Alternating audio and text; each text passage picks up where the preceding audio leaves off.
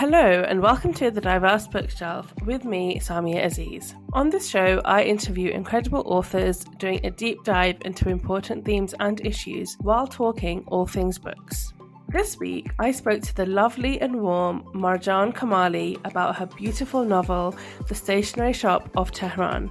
Set during a time of extreme political upheaval in Iran, we follow the lives of Roya and Bahman as they fall in love and then are separated for 6 decades. I absolutely loved this book, which explores identity, home, loss, survival, and how even among so much loss and change, we can gain so much. Marjan Kamali is the award-winning author of The Stationery Shop of Tehran, a bestseller, and Together Tea. She is a 2022 recipient of the National Endowment for the Arts Creative Writing Fellowship. Her novels are published in translation in more than 20 languages. Her essays have appeared in the Wall Street Journal, Literary Hub, and the Los Angeles Review of Books. She holds a bachelor's degree in English literature from the University of California, Berkeley, a master's of business administration from Columbia University, and a master of fine arts in creative writing from New York University. Born in Turkey to Iranian parents, Marjan spent her childhood in Turkey, Iran, Germany, Kenya, and the US. She currently teaches creative writing at Grub Street and lives in the Boston area with her family.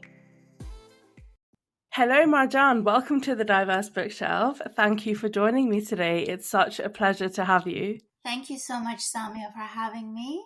It's a pleasure to join you. I'm really excited. So you are the author of 2 books, Together Tea and also The Stationery Shop of Tehran, which is kind of the book that I want to focus on today because, it's just so incredible, such a beautiful story. And you gave us really strong characters that stay with us, or have stayed with me anyway, for a long time. And so to begin with, I just wondered if you could just tell us a little bit about your writing journey and also in particular the Stationery Shop of Tehran. Sure, absolutely. So basically, I always wanted to be a writer because I was a very voracious reader as a child, but it felt like being a writer wasn't a viable vocation. You may know that my parents immigrated to the United States from Iran, and when we came to the US, it was really of utmost importance for us to rebuild a life of stability and security. I'm sure you're familiar with it. It's the story of so many immigrant families from different cultures where the emphasis is on basically building a foundation for a new life, and sometimes artistic paths are seen as not as stable or lucrative, and rightfully so. So I had many, many detours in my writing journey, and I went to business school, I worked in different fields, and it wasn't until I was in my 20s that I finally embraced being a writer, and my path to where I am today was very much a zigzag. It wasn't a straight line. So looking back, what do you think were some of the hurdles that you overcame in becoming a writer? There were many hurdles. They weren't all from just, my own particular situation as an immigrant with parents who, maybe weren't expecting their daughter to be a writer. The other hurdles, to be honest with you, were already enmeshed in the publishing industry.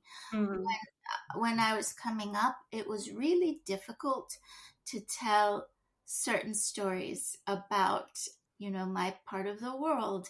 I remember when my first book, Together Tea, was being shown around and editors were looking at it. I was given feedback at the time that I hope would never be given today.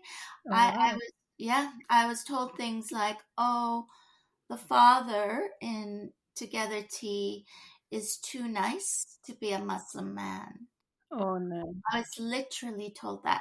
And I was told things like, well, maybe if you change him a little bit, he would be more believable. And I remember thinking, what do you mean change him? Change him how? And I knew they wanted me to cater to certain stereotypes to make him abusive, for example. And I refused, and I refused. And I was told, well, if you don't tell that kind of a story, you won't be published. And I said, well, I don't want to be then, because that's not the story I am telling. And then I wasn't published for another 10 years. It took time. It took time for people to be ready to step out of these intense stereotypes that they expected when they picked up a book about people in the Middle East. Yeah. I mean, it's really frustrating just like hearing you talk about it, and I can't imagine like what that must have been like for you as somebody who's clearly talented. And yeah, I can't imagine what that must have been like. But it is so difficult when it comes to representation, and I think for so long we've had such harmful representation, and you picked up on the point of Muslim men, and I find that so interesting, because we seem to have like two representations in media and literature, which is like, you know, like the bully and the abusive man, that's like overly religious. And then the other side of it, you've got like the religious the fundamentalist who ends up making really awful choices, and those representations are incredibly harmful. And I think there is more nuance today, but in some ways, I feel like today one of the issues that we're facing with representation is Muslim characters or characters of color in general that completely leave their roots, or they leave their religion, or they cut off from their cultural heritage.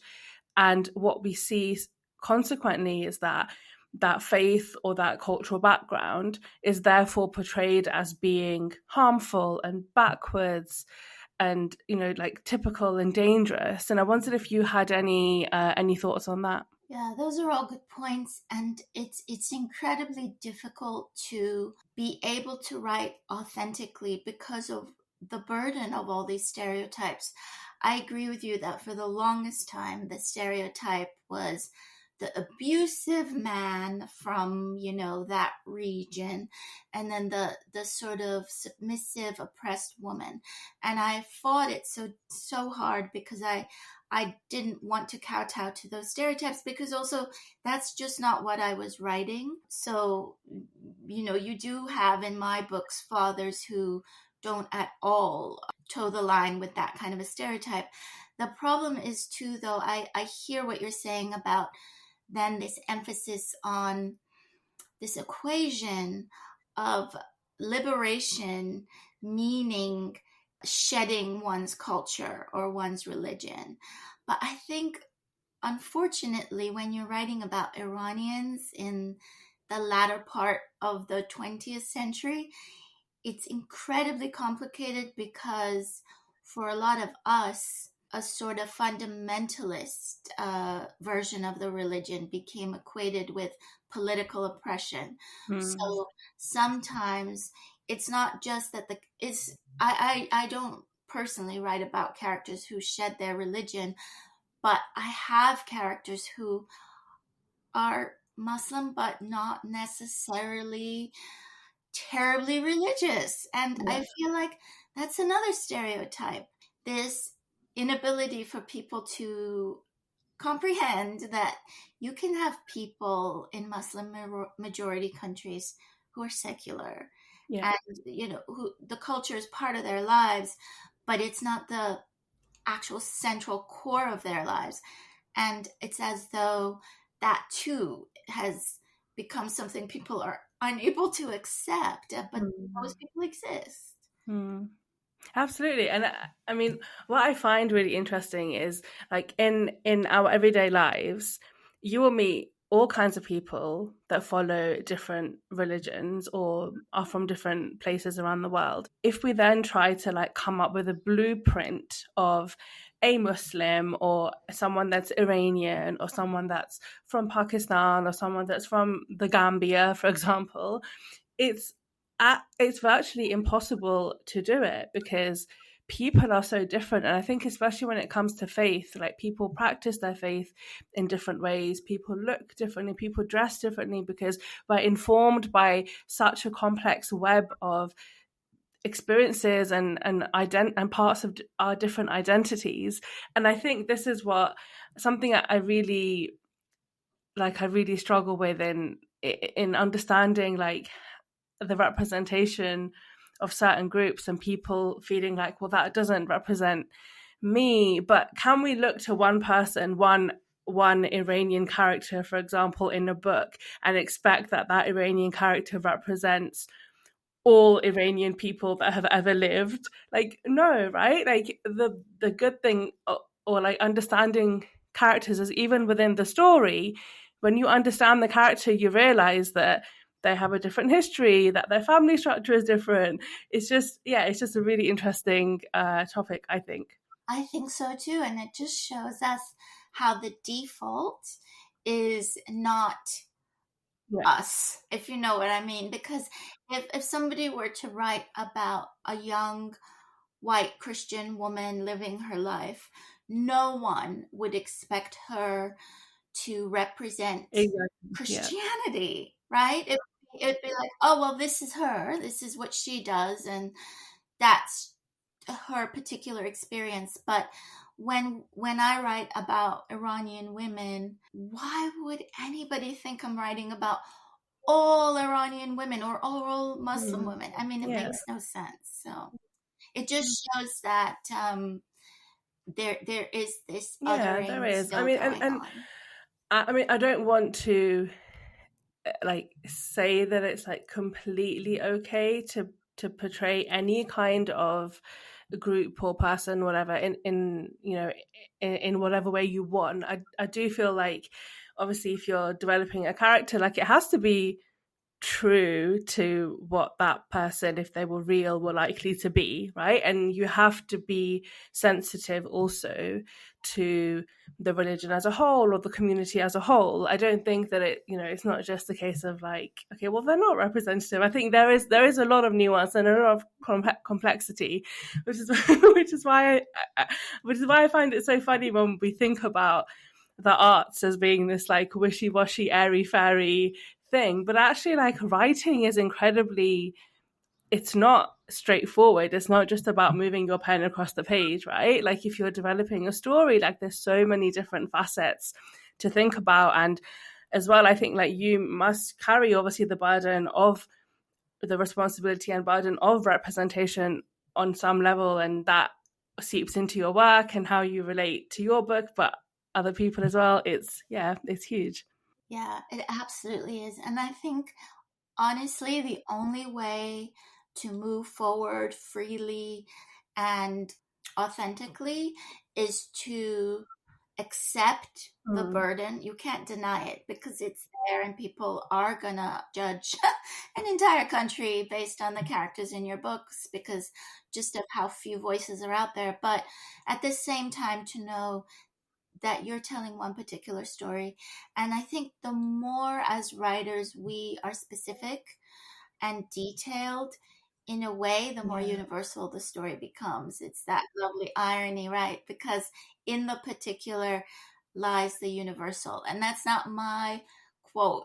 I think it was James Joyce, but I may be attributing it to the wrong person. But so I just focus on how do I best tell this story and how do I do justice to these characters, because they're very, very, very real to me. I don't feel when I'm writing like I'm writing about people I made up. I feel like I'm writing about people who feel more real to me than people I know in my life. And I love that, you know, that sort of the specific versus the universal, and how actually it is through the specific stories and the specific examples that we're able to understand more universal themes and issues and experiences. And I do love that in terms of the development of characters and stories as well, because I feel like the more universal you try and make a character, you lose the character. because if you're not You do. giving, if you're Yeah, not building a specific character and you're trying to like please everyone and you're trying to have someone that's just like, you feel as this universal character, like it doesn't really make any sense. And I think actually what is universal is the things that are at the core of every person, right? Like values and experiences and yeah, how we feel and how we then react and how we're brought up and all of those kind of things, even though contexts are specific. exactly. And I feel because I grew up in so many different cultures and countries and I moved a lot, as a very young child, I Mm. internalized this truth. And it's a universal truth that whether no matter where you are, maybe what people wear is different, the outfits are different, the language can be different, the politics are different, some of the customs are different, but at their core, people Mm. everywhere are the same. The human dynamics are the same. And that's something that I feel is not what people want to hear. When I moved to America from Iran, it was at a very pivotal time in Iran's history. They had just become embroiled in this horrific war. So it was a wartime. It was about over a year into the war with Iraq. And I came to the United States. And I remember my teachers kept asking me how I was adjusting, expecting me to say that this was an entirely different planet for me. Mm. But it wasn't, because, yes, what people were wearing was very different. We had a dress code in Iran, and obviously the language and all of that was different. But there was still the mean girl in both schools. There was still the teacher's pet. The dynamics on the playground were the same. And no matter where you go, there's love, there's loyalty, jealousy, betrayal, unfortunately, narcissism, no matter where you go in the world. So I just think that at our core, these human Yeah, dynamics are absolutely. always the And a same. huge one that obviously features in the Stationery Shop of Tehran is love, because although it is a specific context and time and to characters, but that exploration that you so beautifully give us, I think is the same across anywhere in the world. And just on that, I wondered if you could introduce your novel, tell us a little bit about the Stationery Shop of Tehran. Sure. So this book is a love story. It's about two teenagers who fall madly in love when they're 17 in Tehran, and they have this whirlwind romance in 1953. They're supposed to get married, but then on the day that they are to meet to get their marriage certificate, the country erupts into this violent coup d'etat, and they're separated. And our heroine Roya tries to find, her fiance, but to no avail. And she eventually gives up and moves on to a new life in America, until 60 years later, she's reunited with him in an assisted living center in Massachusetts in northeastern United States. And they get to have what so many people don't have, which is an opportunity to have a little bit of closure about their Yeah, unfinished and I business.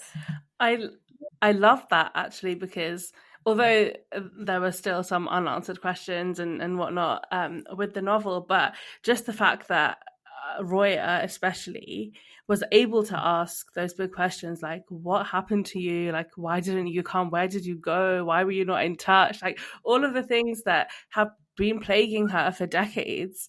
And it was just so nice to see that. And I think that was one of the things that just gave hope, because the book is very sad. There's lots of sad things that happen, but it was just so nice. And I think really important for character development as well. And like when we think about finding peace and contentment, and it's not just that they were reunited and that from like the love and romance perspective, but the fact that they were able to make peace with something that was so traumatic in their life when they were so young. But what really inspired you to write this specific story? I love how you put that, Samia. That's my hope that a reader takes away from the book. So thank you for completely sort of nailing it, because it is about peace and it is about healing. As you said, they're able to do that. What inspired me was I knew I wanted to write a love story, and once, right before I'd begun, I had been looking at. This is embarrassing to say, but I was on Twitter and I saw like a meme, and it had a quote from F. Scott Fitzgerald. They slipped briskly into an intimacy from which they never recovered, from this side of paradise.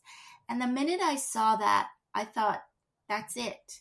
That is the theme of my book. I want to write about people falling in love fast and intensely, such that they never ever recover, because it does happen more than we think.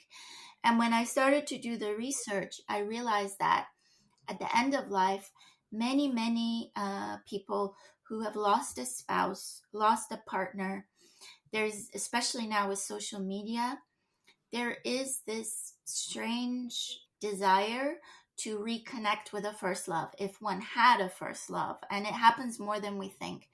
And then I was doing a reading for my first book, for Together Tea, and one of the book club members asked me to visit an assisted living center where she worked.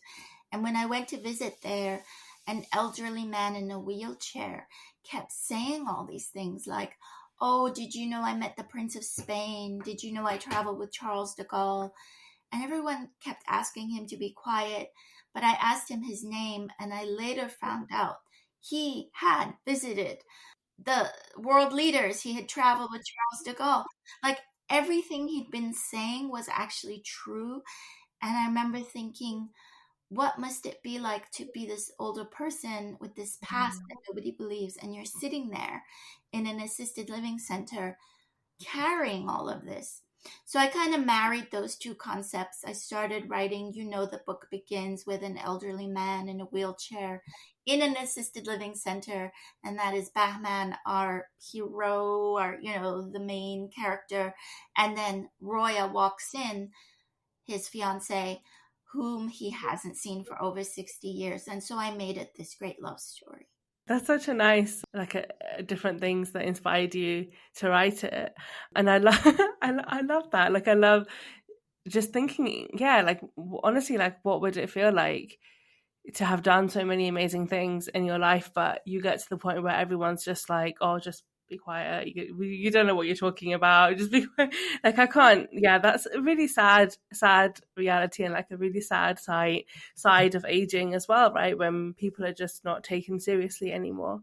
But so you've written this epic love story, but the book obviously is set in the 1950s in Iran, and in 1953 especially, where there's the coup d'etat, as you said. So it's a huge point in history.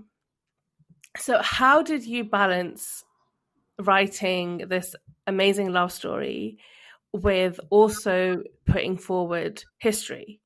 How did you get that balance right? It is a tough balance.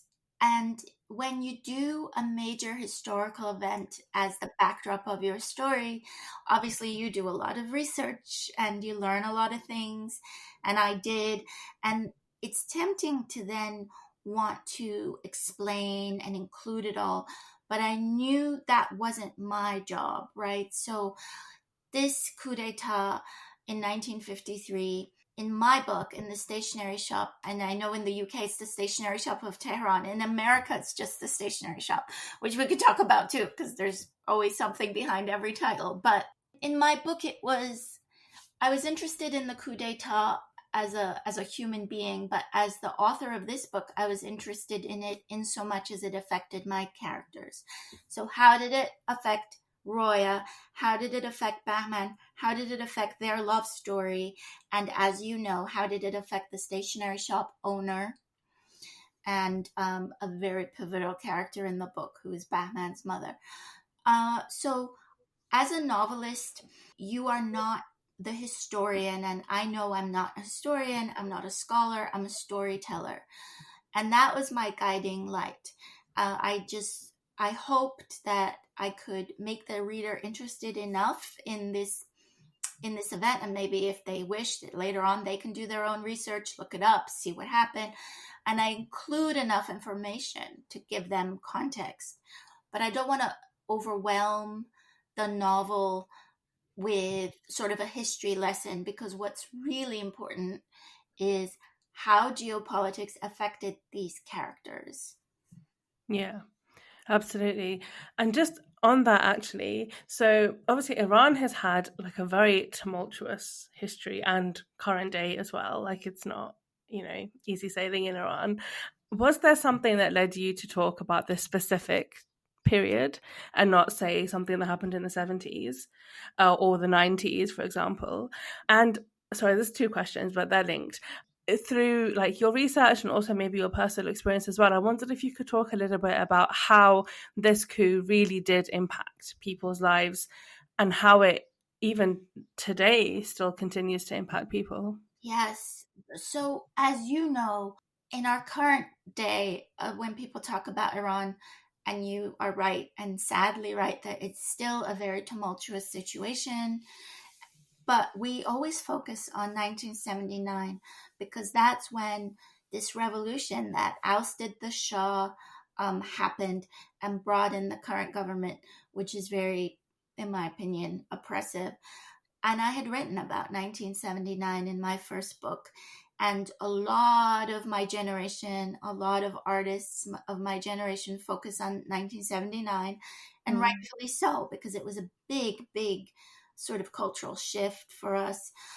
But then, whenever I spoke about 1979 with my parents' generation, they kept saying things like, oh, well, you don't know anything about 1953.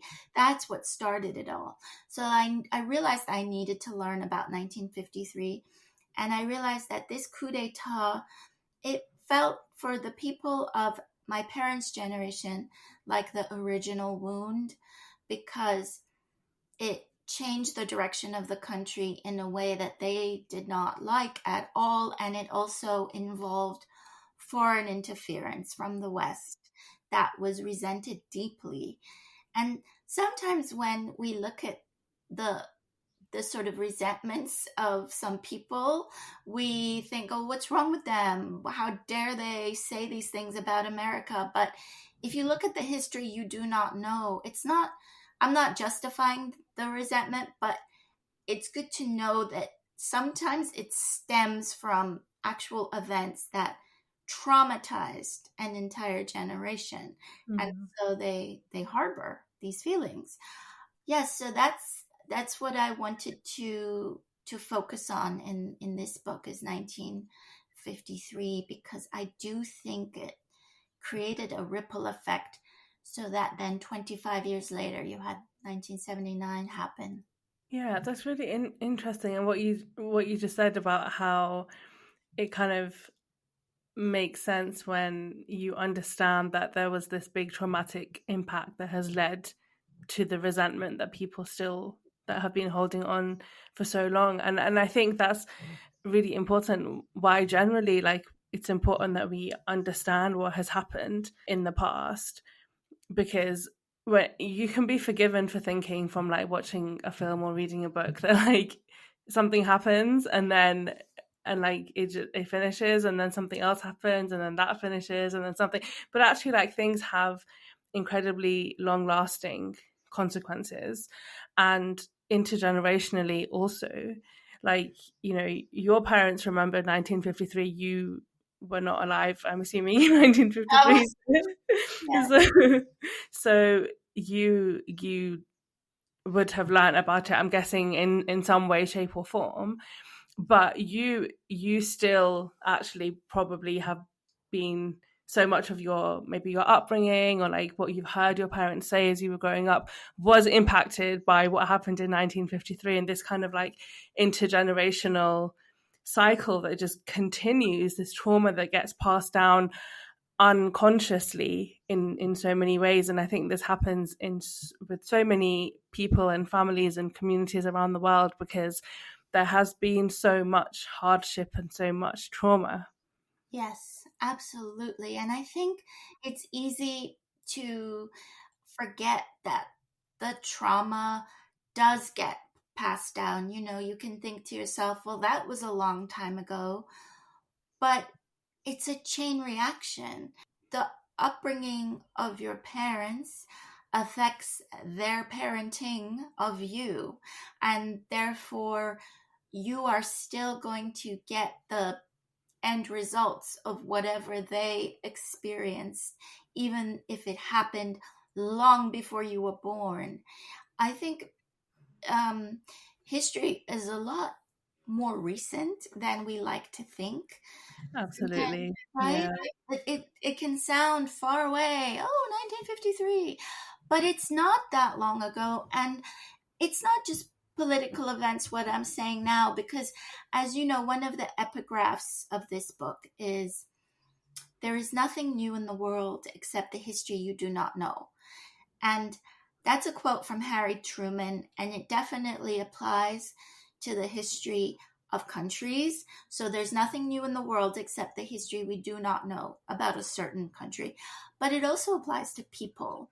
And, it's really easy to judge a person based on their current behavior and to think, for example, I know in the Stationery Shop of Tehran, Mrs. Aslan is someone who a lot of people have a lot of trouble with, because she does things that are unforgivable.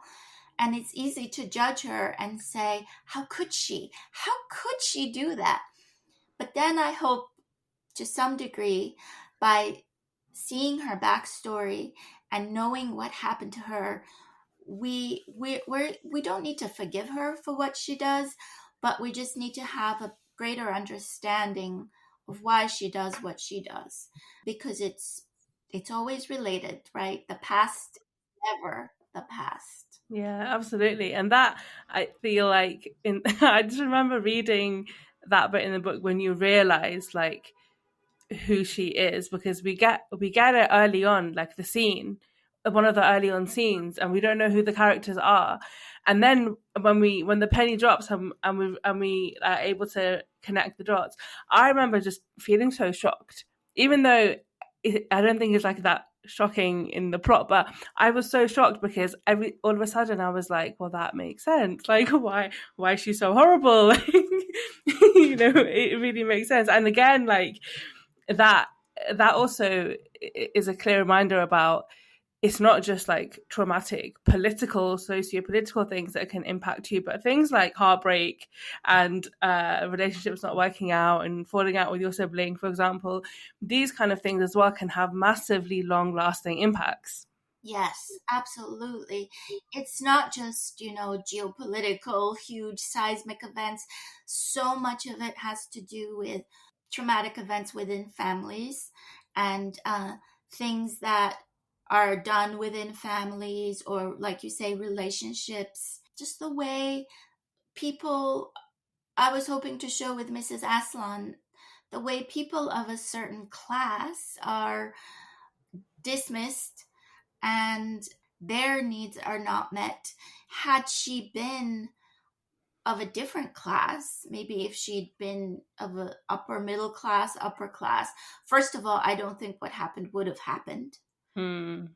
Right? I don't think it would have played out that way.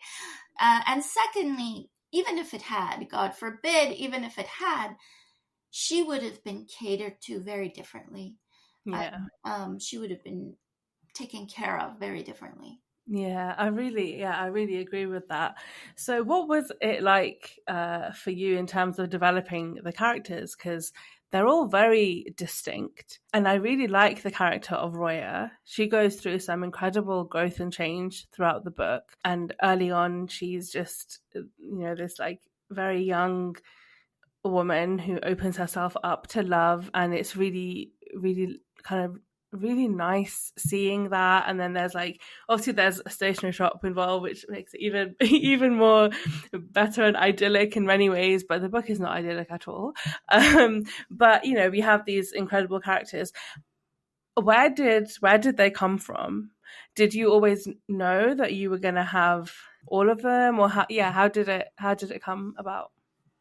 Yeah, the four main characters are very dear to me. So Roya Bahman, the stationery shop owner, who's called Mr. Fakhri, and Bahman's mother, Mrs. Aslan. And then we have the secondary characters. We have Roya's sister, Zari, Roya's husband, Walter, and Roya's parents too.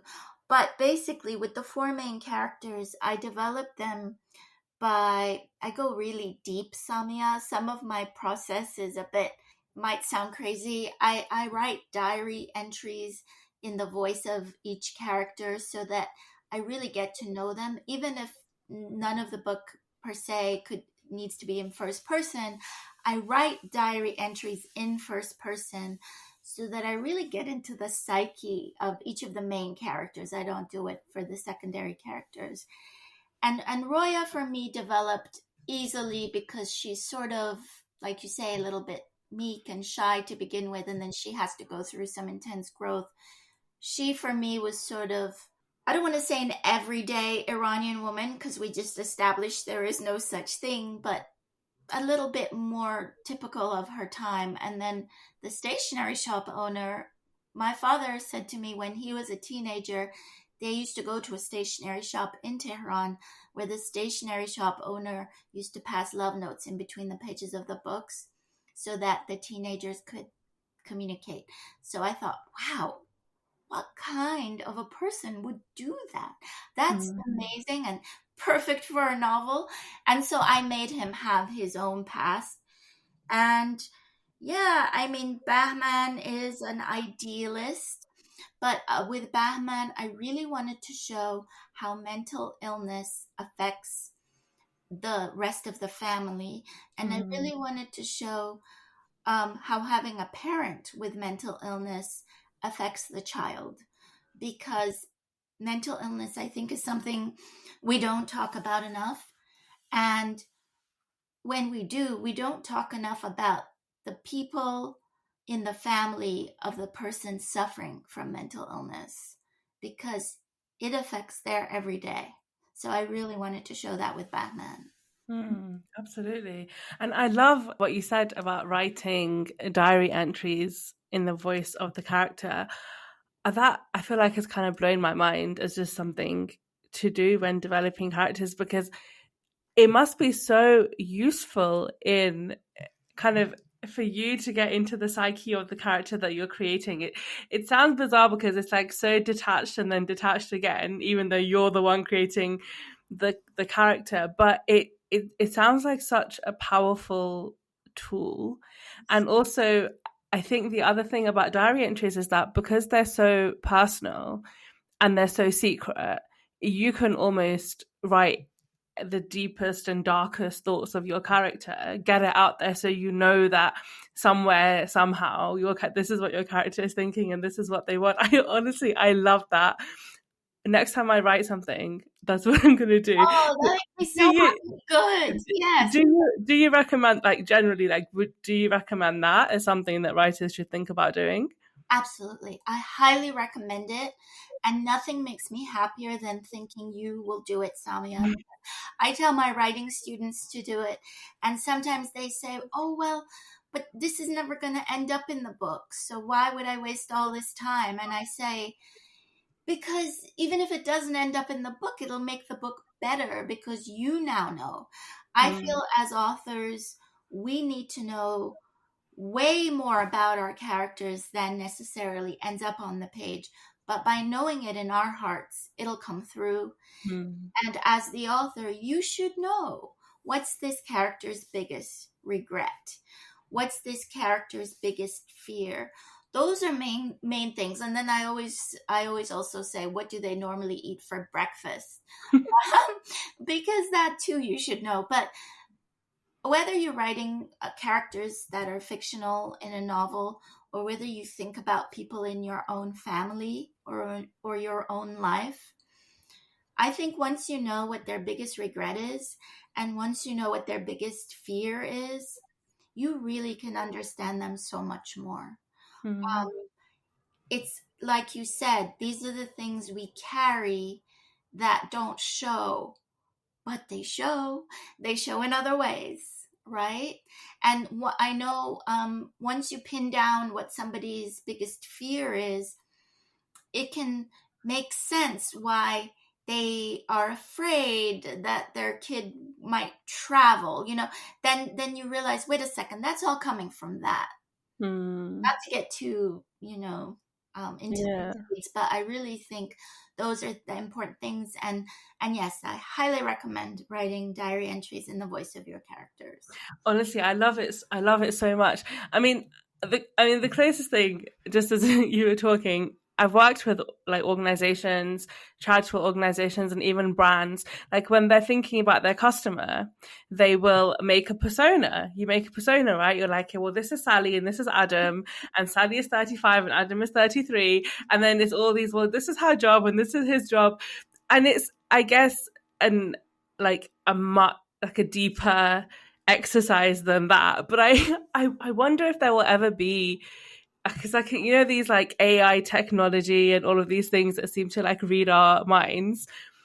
I wonder if soon that kind of like customer persona building is going to get as deep as this kind of activity, where they're just like, no, let's really think about what is this person's deepest fear and where does that come from. It's just so fascinating. I really love it.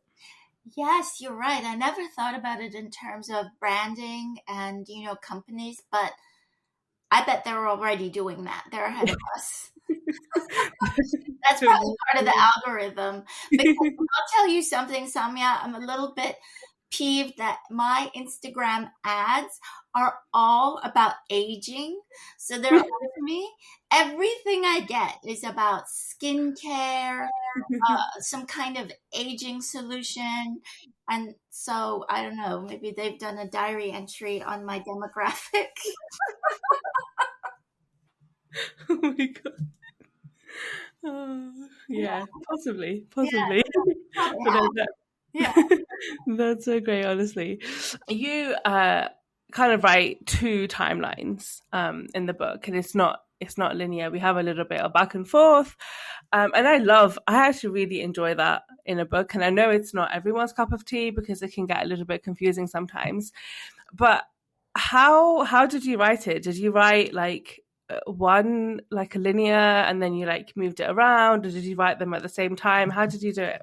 I wrote it similar to the way you see it in the book. So I started off, when I began writing the book, I started with that first scene that you see when Roya is 77 and she walks into the assisted living center and sees again Bahman, who is also 77, but then feels 17. And they Mm. both kind of go back in time. But then I wrote the Iran scenes, and I hear what you're saying with the the alternate timelines. I myself sometimes get confused when I'm reading books that have that. So one thing I try to do is I don't hop too much. So we start off when they're both 77, and we anchor ourselves in the fact that they're 77. But when we go back to 1953 and they're 17, we stay in 1953 for an extended number of chapters. So we don't go back and forth, but we're there. We're there in 1953 with them. And then I had them as they aged. I wrote it. So I wrote it in the order that you pretty much see, except I wrote one scene toward the very end early on, and that's the scene where I don't think I'm giving anything away. That's the scene in the assisted living center where Roya, she becomes super close to Bahman in the assisted living center when they have their heart to heart. I wrote that. Mm. Even though it appears towards the end, I wrote that early in my own process. Oh, okay. Okay, that's interesting. And yeah, I kind of feel like that opening scene, was that the first thing that you ever wrote? Yes. Hmm. Though I had a bit of a clearing my throat scene even before that. I had Roya walking around the blocks near her house in the snow and seeing a red bird in the tree. And then I had that scene. And then I was told, my agent said, we don't need to see her walking around thinking. So we just started with the, the actual entry into the assisted living center. But I think a lot of writers do this. We kind of slowly find our way into the book, and that's a little bit like clearing your throat before you speak. Mm, And yeah. you don't necessarily need those pages. Yeah, no, I get that. One of the things that that gave me a lot of food for thought, and I found really striking as well, is we in 1953, at the time of the coup in the book, what we see people essentially losing their country, losing a lot of people. Then later on, like move and then lose their home. But alongside losing the country, we had Roya lose a deep love at the same time, Mm-hmm. Mm-hmm. and so it felt like she was experiencing like a loss within a loss within a loss. Like it was just so heavy, and I think that is a lot of people's experiences in many ways, because when something happens like war or a revolution or an attack or something, real life doesn't stop, right? And people's actual lives are torn apart, families are torn apart, people lose their loved ones and their children, all kinds of horrible things. But I wondered if you could talk a little bit about that, because obviously that was a very conscious decision. It happened at the same time. It wasn't like they escaped and then they, were separated or whatever. Like that was the crux of your story. I just wonder if you could reflect on that a little bit.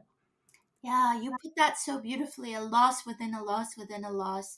It's no accident that she loses her first love on the day that the country has the coup d'etat, because forevermore, these two losses become intertwined for her, and one magnifies the other.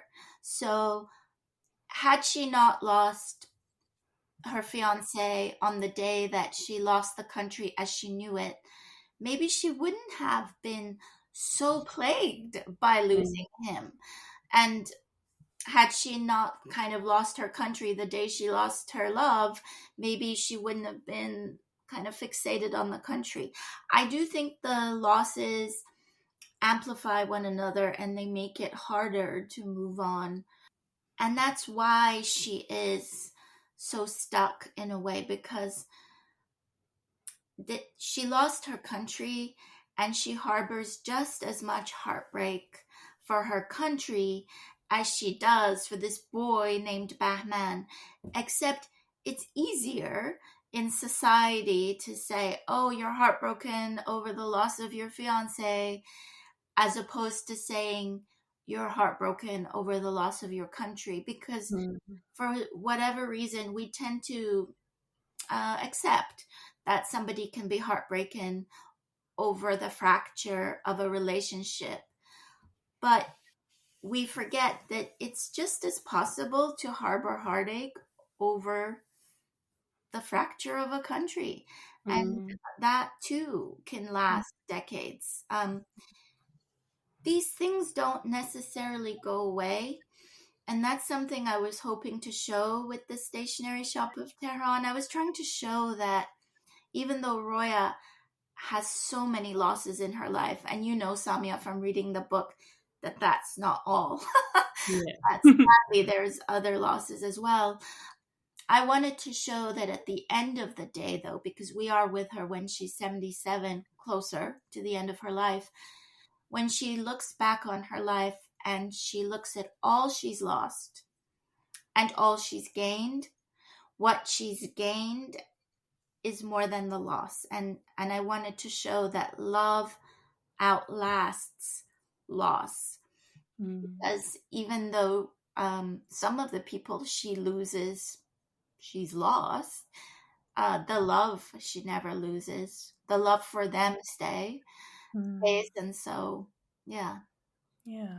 I really loved what you said about, how we're more accepting of heartbreak over a relationship that hasn't worked out or what it may be.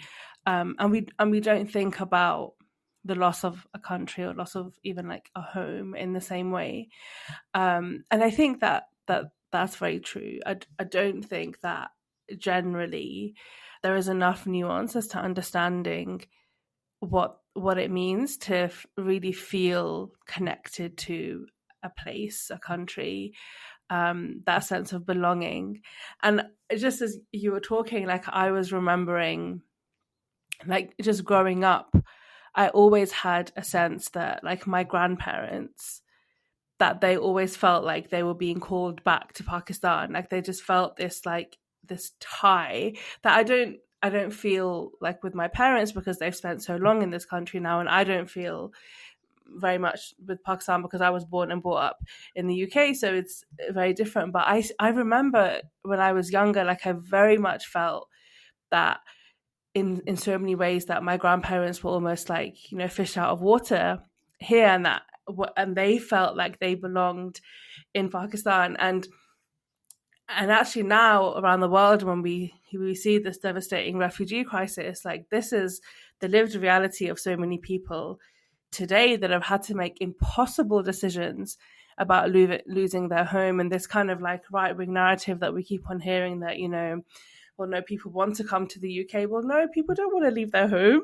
They don't want to leave their country. Like people are absolutely devastated about it and really heartbroken. And this like intergenerationally as well, like with my grandparents, there's many young people that also feel like their parents that are from Syria or from Iran or from wherever they may be, that they also still have that almost that yearning and that attachment. Absolutely. I really think we've built a mythology around immigration. In America, it's very much lionized and idealized. I'm sure you've, seen the images like the hungry, the poor, the tired going into Ellis Island, the Statue of Liberty, and so many narratives are that it's this kind of salvation, and they arrive upon these shores and it's glorious. Well, that's not necessarily true, and maybe it was true for certain groups back in the early part of the 20th century, though I doubt even that. But we forget that not all immigration is by desire. And not all immigration is going from something horrific to something wonderful. That's a very simplified way of telling the tale. And so we almost portray it as, well, look, they can't wait to get here because what they have is so horrific. And then once they get here, they're so grateful. Yes and no. I mean, I think so many people who are Syrian would rather be in Syria. I know for a fact many people who are Iranian would rather be in Iran.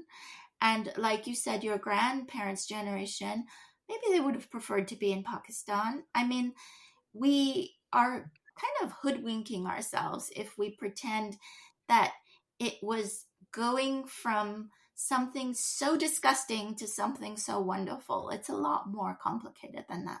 Oh yeah, it's massively complicated, isn't it? Because like even just thinking about my grandparents, it wasn't that they were unhappy in Pakistan. Like my grandparents, thankfully, they were not. They didn't move due to like war or conflict, but they did because of circumstance and situation and connections with the UK, and it was all very messy. But fundamentally, because they wanted to build a better life, and the UK at that time had offered the opportunity after decades of causing problems in the region anyway.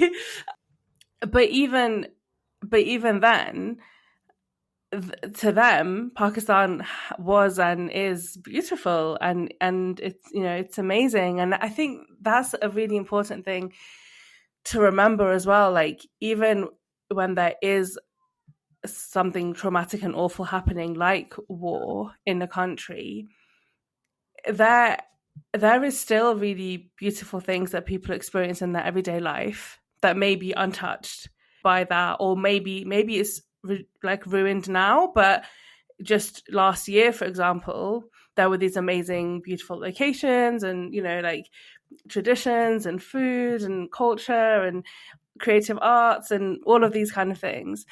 And although war is horrible and it threatens people's lives and it does really terrible, terrible things, I think it doesn't necessarily take away from all of the good things that are still in a place as well. Absolutely, absolutely. And I love that you and I are having this conversation, because I feel when I was growing up, you know, in the 1980s in America, if you were to have the kind of conversation we're currently having about immigration, it would have been unheard of. It would be like, well, if it was so great, why don't you go back? If you love it so much, just go back. And it's disregarding the fact that people cannot go back. Exactly. You know, Yeah. so that's the point. And I think it's difficult to have the more nuanced discussion, because when you do, you're seen as maybe ungrateful, or, you know, the knee-jerk reaction is, okay, well then just go back. Yeah. But that's not how it works. Yeah, because there is this persona, isn't there, or this idea that you have to be the grateful refugee or the grateful immigrant and the good immigrant, and only if you behave that way, it's kind of very conditional. Mm-hmm. Your acceptance and your kind of the voice that you have is very conditional. Absolutely. Absolutely. And it's only recently, I think, we're able to look at it through a more nuanced prism. When I was growing up in the 1980s, you know, as a kid in America, it would have been unheard of to voice anything but gratitude constantly. Like, it's almost like you had to prove yourself every day, Yeah. and prove your worth every day, and prove that you deserve to be here every day, which is why I think so many children of immigrants are overachievers. It's not just that their parents need them to rebuild stability or financial security. It's also that I do think there's some sense of, I better prove that I'm worthy of being here. So look at me. I'm saving lives. I'm a doctor. Aren't you happy I'm here? Yeah. Yeah. And even now, it's like so many of the people of color that are well known or like appreciated are because they've done amazing things, like win Great British Bake Off, like Nadia Hussein, who I think she's absolutely wonderful. But like, I can't cook like Nadia Hussein. I cannot bake cakes in the way that she does. Am I less worthy of being here than she is? Like, it's just, you know, it's just really really interesting. But I mean, I think there is a slight shift, and I think there is a more welcome of a more nuanced conversation that's happening. But it's also the politics, the geopolitics has changed so much over the years as well, especially with the rise of Islamophobia and especially institutional racism and institutional Islamophobia, which impacts also what you feel like you can say. Of course. And I remember very much clearly, especially in the wake of 9/11, like that my parents very much felt like you mustn't say anything that's against the government. You have to be really careful what you say. And at the time, I felt very scared because I was very young and my parents were very afraid. Mm-hmm. But like now that I'm older, I'm just a bit more brave, maybe a little bit more stupid, but also a bit more brave. And also, but the flip side of it is that we have seen what happens. We have seen that people are unlawfully and incorrectly imprisoned, and situations people being sent to Guantanamo Bay when they are innocent, and all kinds of stuff that unfortunately is happening. It's a scary world. Yes, it is. And I know right after 9/11, there was such intense fear of, please don't think I'm one of the bad ones. Yeah, yeah. But hopefully we can have more open conversations, and I am heartened by the fact that people are a little bit more aware now. The fallacy of painting an entire, forget country, an entire religion with one big fat broad brush. I mean, it's absurd if you think Yeah. about the number of people in that religion, and then to assume that they're all the same and think the same and have the same views and ideologies. I'm hoping that we're sort of evolving in our views about that. Yeah, and I'm really grateful to books like yours, which are really contributing to a shift in narrative and just opening up conversation, and also encouraging people to look a bit deeper and do a little bit of research and just open themselves up to thinking about things differently to what they may have believed up until now. Exactly. So yeah, and as I have said many times in this conversation, I absolutely loved the Stationery Shop of Tehran. And you said in the US it's just the stationery shop. Yes. What happened with that? Right. So the title situation with books is very fascinating. In the US, it was always called the Stationery Shop. That's how it started, because it was an American sort of publisher. So the Stationery Shop was the title. When the UK was buying their rights, they insisted on adding of Tehran, and they said that their market, the UK people, see, now you can put on your customer branding as if they were to do diary entries for them.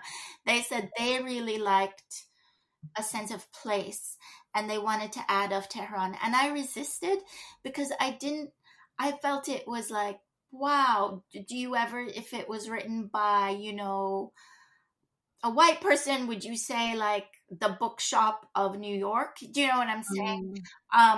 But whatever.